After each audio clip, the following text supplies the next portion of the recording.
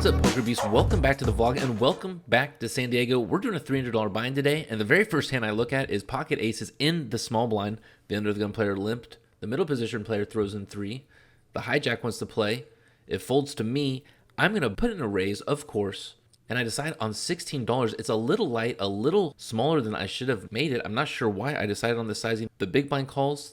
The under the gun player also calls, and then the middle position player who limped originally decides to go with a super sneaky limp 3-bet. What could he have? It's such a power play, but I'm holding the aces. He is in big trouble. It folds to me. I could just make the call, play it sneaky, try to invite more guests to this dinner party.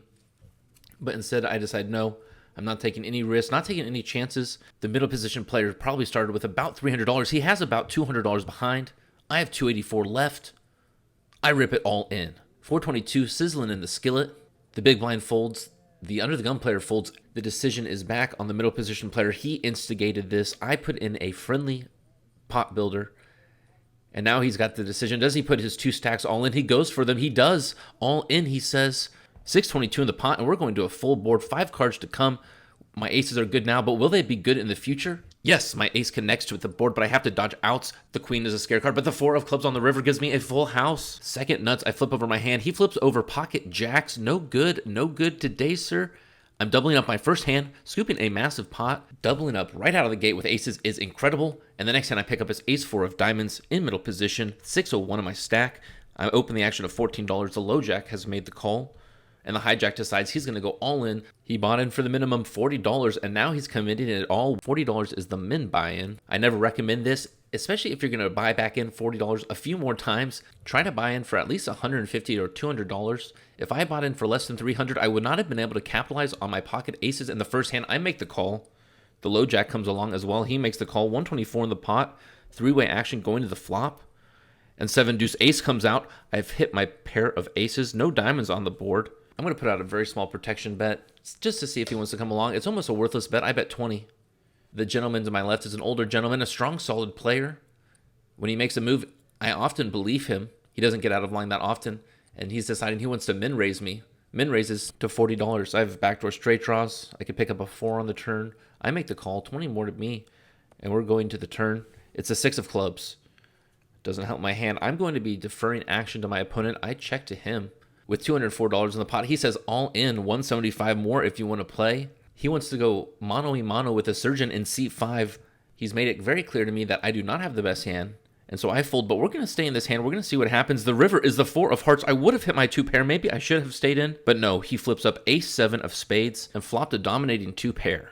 I took a punch to the gut with that one. 521 in my stack, and I look down at pocket aces again in the small blind. It folds around to the cutoff. Who wants to make a move? He goes for chips and tosses in 12. He saves the day and saves my aces because it was about to be a chop. What a wonderful world. The button mugs, action's on me. You know the drill. You know what to do with aces. I'm going to be 3-betting this all day long. I make it $40, a reasonable bet because I think the cutoff could be betting light from his position. The cutoff wastes no time making the call. We're headed to the flop with $83 in the pot. Heads up. And the dealer reveals the flop. 5-4 queen, 2 clubs. I've got the ace of clubs in my hand. I'm going to continue trying to build this pot, trying to lure my opponent in. I want his full stack. I bet $40 again. And he takes no time. He makes the fold. Although it was a small pot, I can't complain. I've gotten aces twice. They've held up twice. I'm scooping in some money.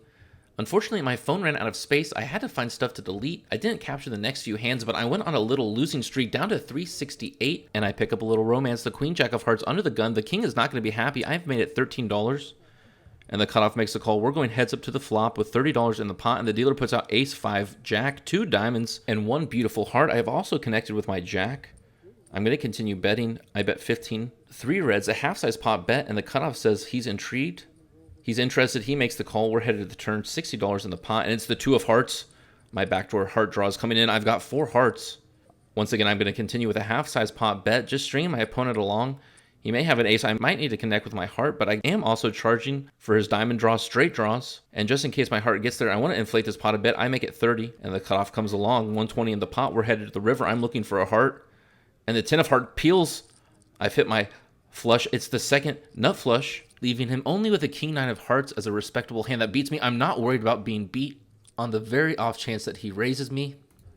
Then I'll reevaluate, but right now I'm going for value. What will he call? 120 in the pot. I go with 85. And he snap calls, flicks one chip into the pot, makes the call. I flip up the queen jack of hearts, show him the goods, and it is good. He mucks straight away. Our flush is going to be good. Scooping in a big pot, collecting a bunch of chips, feeling great, headed back in the right direction. My stack drops from 515 down to 472. The next hand I pick up is pocket sixes on the button. The undergun players limp. The middle position player limps. The hijack does as well. The cutoff comes along, $16 in the pot, and I'm going to throw in a little pot builder. I make it 13.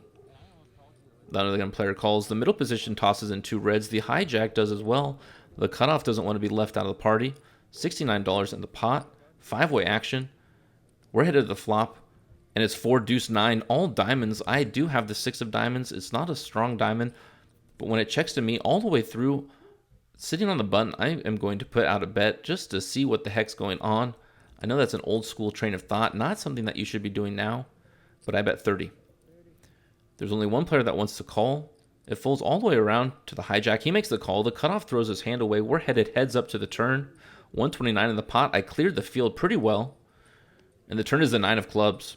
This time, when the hijack checks, I check behind. I'm willing to see a free card. I think I probably have the best hand. Maybe I should bet, but I don't want to have to face any tricky check raises. The river is a 3 of clubs. Diamonds don't get there. Maybe my opponent already had diamonds, though. Maybe he has a 9 because he bets 50 into the pot, bringing it to 179. Now I'm faced with the decision.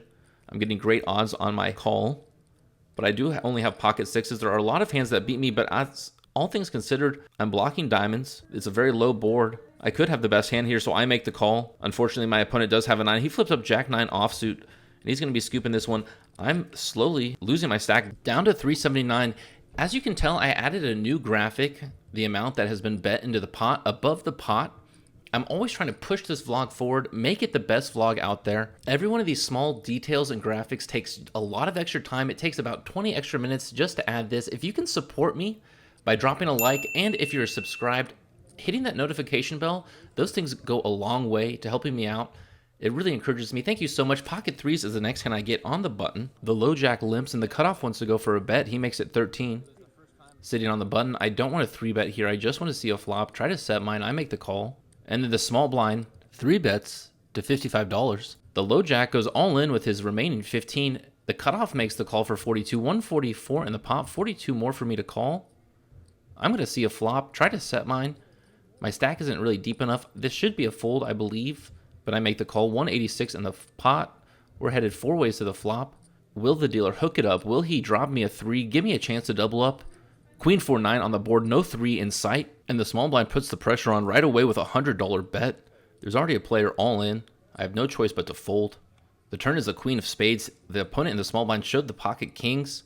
I'm a little frustrated that I had such a great start with the pocket aces where I doubled up early and haven't made any of it back. I start to get a little irritated. I start to get a little restless. And I decide I'm going to donk off this 340 if I don't leave right now. So that's what I do. I rack up my chips and I head to the cage to turn them into cold hard cash, in for 300, out for 340 for a thin profit of $40. Thank you so much for watching. Kato out.